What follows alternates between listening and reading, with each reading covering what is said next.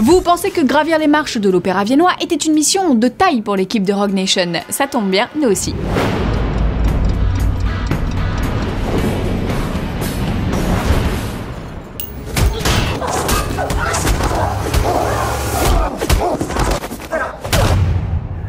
We've never met before, right? 4 ans après Protocole Fantôme, Ethan Hunt reprend du service pour une nouvelle mission toujours plus périlleuse. Parti plancher sur Tomorrowland, Brad Bird a laissé sa place à Christopher McQuarrie qui avait déjà participé à l'écriture de Mission Impossible 4, puis bossé avec Tom Cruise sur Jack Reacher.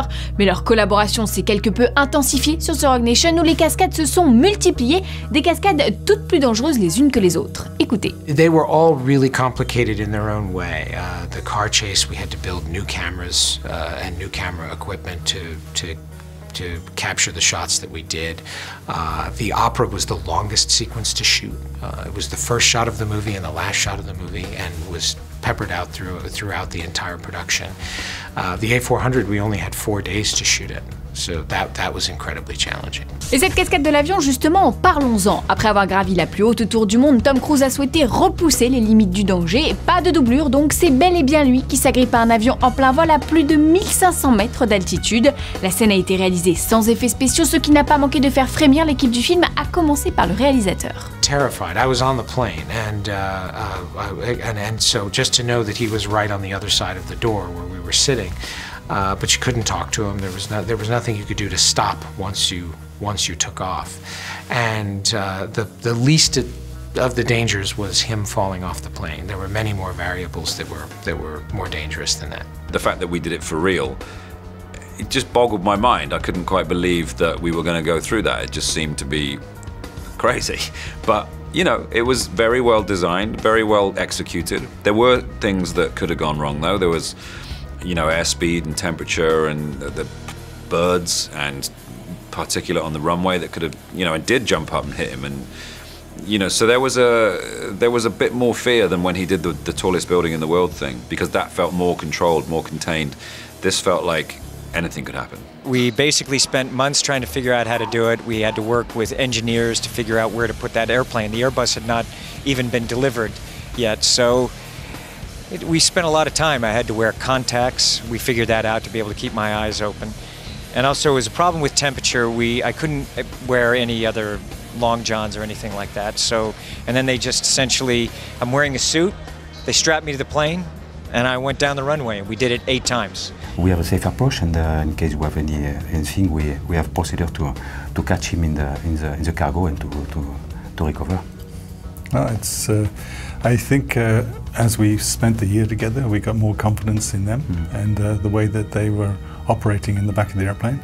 And obviously when we actually flew the sequence itself, certainly for me, the most important thing was to do my job properly, which is to fly very precisely, rotate at the exact speeds, fly the right profile. And so I'm concentrating a lot on that, as much as thinking about what Tom was doing down the back, because that's what makes safety. Décidément, il est fascinant ce Tom Cruise, et ce n'est pas Rebecca Ferguson qui nous dira le contraire. Nouvelle venue dans l'univers de Mission Impossible, la comédienne suédoise remplace Paula Payton et Maggie Q, toutes deux indisponibles au moment du tournage. Et vous allez voir qu'elle ne tarit pas d'éloges à l'égard de son partenaire avec qui elle s'est sentie très à l'aise. Ou plus précisément... I feel secure and I feel that I have someone who's done this for so many years. And I know he does new things all the time, and I'm happy to hear that he said he was nervous when he was on that plane, because it was nervous seeing him when he was on that plane. But basically I'm watching capo to capo of action stars, and just trying to live up to his shadow is hard enough, but he supports me in everything. Malheureusement, les Missions Impossible Girl, c'est du one-shot généralement. Reste donc à savoir si Rebecca Ferguson remplira pour la suite. On ne vous a pas dit? Eh bien oui, Mission Impossible 6 serait déjà dans les cartons. Alors rien n'a été officialisé bien sûr, mais la saga fêtera ses 20 ans l'année prochaine. Avouez que 20 ans, ça se fête quand même.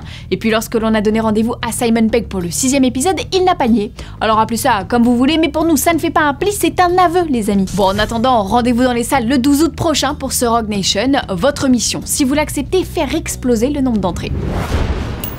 Aussi vulgaire que la griffe d'honneur acérée de Logan sur la première photo de Wolverine 3, voici les news en bref. Vous venez de le voir, Tom Cruise est un cascadeur hors pair et semble avoir une véritable aversion pour les images de synthèse, à tel point que son retour sur Top Gun 2 se fera à cette condition. Les jets de compétition, oui, les images de synthèse, non. Pas de CGI pour les avions, a-t-il déclaré, et bien ça, on avait remarqué, hein. C'est parce que chaque fois que tu montes dans un avion, tu es incontrôlable.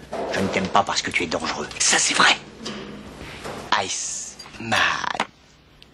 Je suis très dangereux. Tandis que Jared Leto donne de sa personne pour incarner le Joker sur le plateau de Suicide Squad, Mark Hamill pourrait prêter une nouvelle fois sa voix au clown psychopathe. Après Batman, la série animée de 1992 et les jeux Arkham édités par Rocksteady, l'éternel Luke Skywalker doublera le super vilain dans Killing Joke. Annoncé lors du Comic-Con de San Diego, Killing Joke est une adaptation du comics d'Alan Moore et Brian Bolland réalisé par Bruce Timm. Des grands noms donc auxquels il faut ajouter celui d'un Mark Hamill habité par le rôle depuis de nombreuses années. Écoutez plutôt. All I saw for the Joker was one drawing, and he had all those teeth. All those teeth. And I said, he reminded me of a Blue Meanie from Yellow Submarine. Lovey-dovey. So there was some of that in there, and I wanted him to be sort of this teetering between lucidity and incoherence.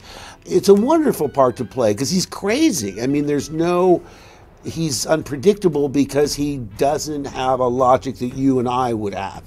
And I had to be mindful of the fact that it was a cartoon for children. It was on television. He couldn't really kill people, or be brutal like he is in the comic books.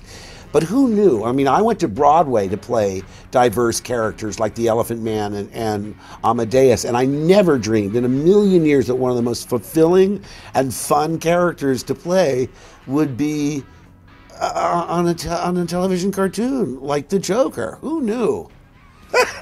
Aujourd'hui dans le courrier des fanzoniens, on répond à Galad qui nous demande des nouvelles de Deadpool. Eh bien le plus irrévérencieux des héros Marvel vient de se dévoiler dans le nouveau Empire avec en couverture un Batman tellement baraqué que c'en est presque ridicule. Mais revenons-en à Wade Winston. Comme vous pouvez le voir sur ces images, le héros laisse tomber le masque le temps d'une photo où le rapprochement avec Vanessa est, imminent. On le voit également en compagnie de Negasonic puis armé de ses katanas et ça envoie du bois.